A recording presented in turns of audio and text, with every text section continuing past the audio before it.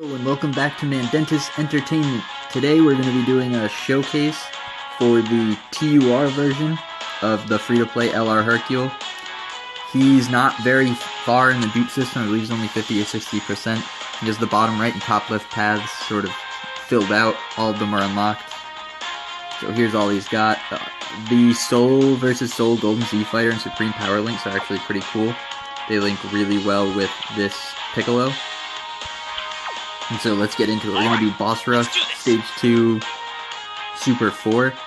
Probably only going to go through Goku and Frieza just to show off some of the damage he can do.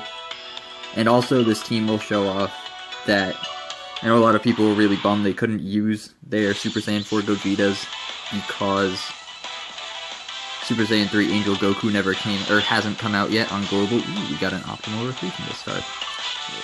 Hercule's passive didn't trigger this time, which is a bummer, but you can still see some generic damage output, as well as he's actually a fairly solid tank.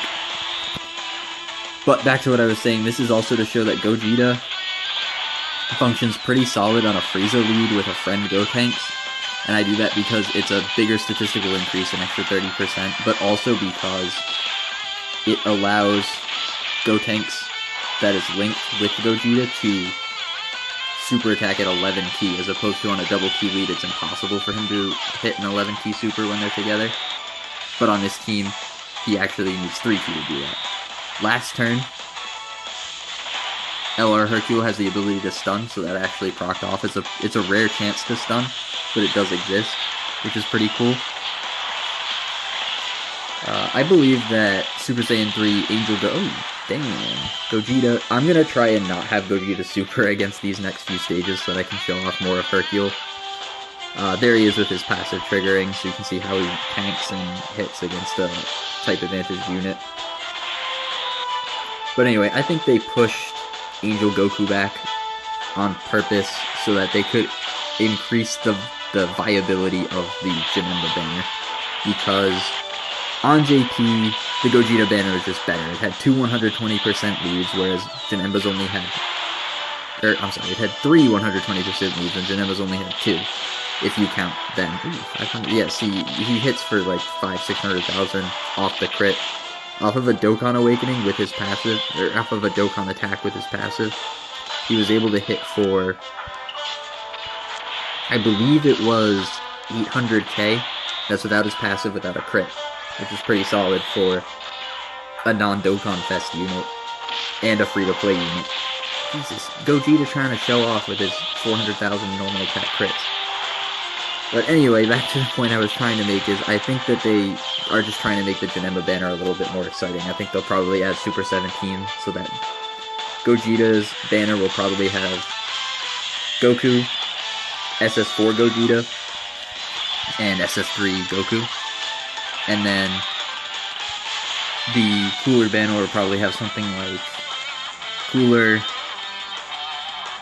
or the Janemba banner will have like Janemba Cooler, maybe Super 17, maybe Omega Shenron.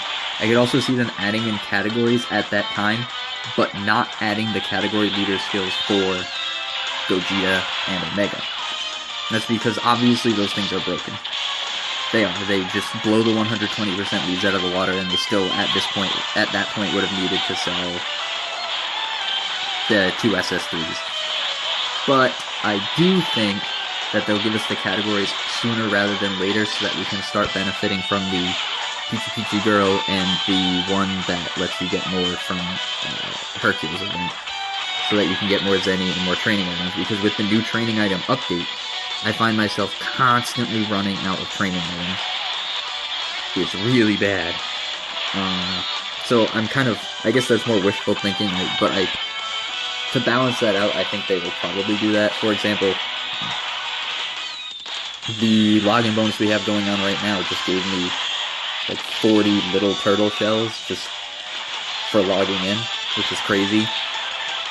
This rotation is really crazy, but luckily Hercule will be on next rotation, so I can show how he tanks against the last stage of an AGL Dokkan boss. And even on the first stage of the of the Tech Frieza stage, he actually tanks pretty well. So this is with double supports. both of which have supreme power, which is kind of funny. His passive procced off, sorry, it's not really easily.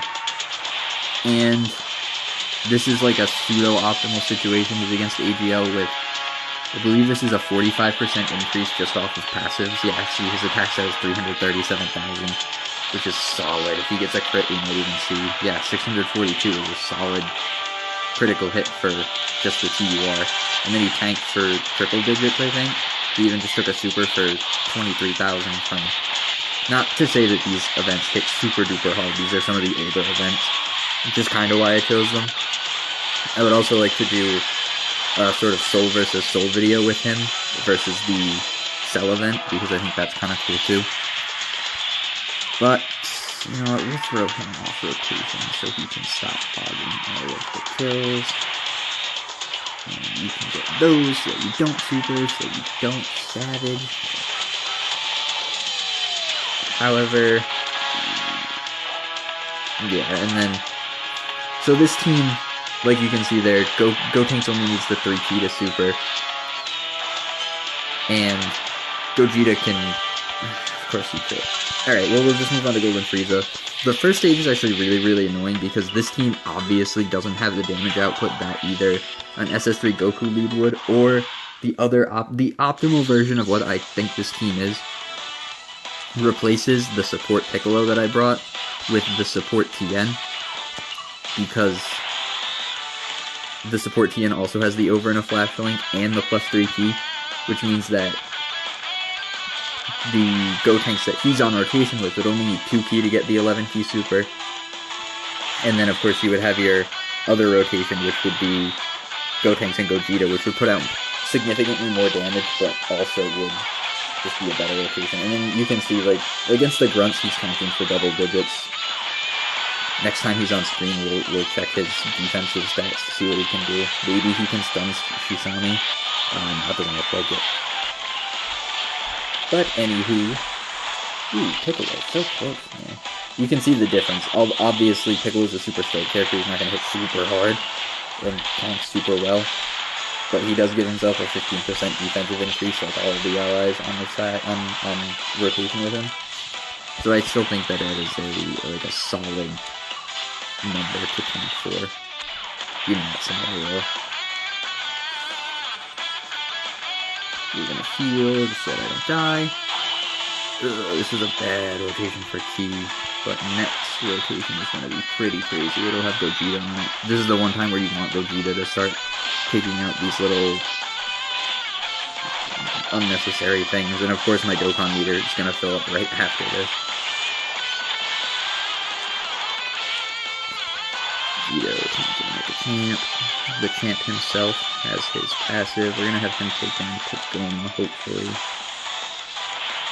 Those two together should be able to do it. I mean, you're not going to get a super, but you can crit an additional, and again, like, even against Sorbet, he was tanking for double digits, which Sorbet doesn't hit hard, but he does have type advantage. Ooh, see, you get that crit coming through to get Tagoma out, hitting for 530,000 is solid. And the crit there, needing additional, nope. But see, even Gogeta wasn't tanking as well as he was off of that initial, or off of no sort of boost, because Gogeta only gets his boost if he super attacks. Let's get the Dokkan mode. I guess we'll get it with him, but that will take care of a couple of them and let me heal back up and stuff, so this is good. I wanted to get it with Hercule on the next stage to see how much he could hit for. Yeah, I got distracted. So, Angel Goku is next. I'm more excited for Angel Goku because he comes along with Masked Saiyan and the awakening for all the Super Saiyan Bardoks, because the strength one becomes an optimal support unit, the tech one becomes incredible, even the physical one becomes a really solid card. Not to mention Masked Saiyan is a solid rainbow lead. Obviously he's nowhere near as good as if you were running you know, like a super STR or whatever team, you know, he's never gonna even come close, but it's nice to be able to run a sort of mixed team with heroes and villains, so Omega and Gogeta on the same team before Omega's leader still comes out is kind of cool. things like that. Also, his event he hits really hard. His event is really difficult. I did it on JP back when it first came out. Although all I had was Super AGL, so that was kind of difficult. We're gonna push through these parts just so that this doesn't end up taking forever. Anyway, it's a fun event to do, and it's kind of cool that we have Toa and Mira back in the events. I wish they had gotten a Dokkan Awakening with it, though. And hopefully, I was kind of hoping with the release of the Switch version of Xenoverse 2 that they would have like a Xenoverse banner with Awakenings for Toa and Mira, and maybe Super Saiyan 3 Timebreaker Bardock or something would be kind of cool. But alas, we didn't get anything quite like that. I'm hoping we get a Fighters banner too. When that game drops, I would love to see a banner that has Android 21 and whatnot on there. Maybe some other original characters that we don't know about yet would be kind of cool, things like that.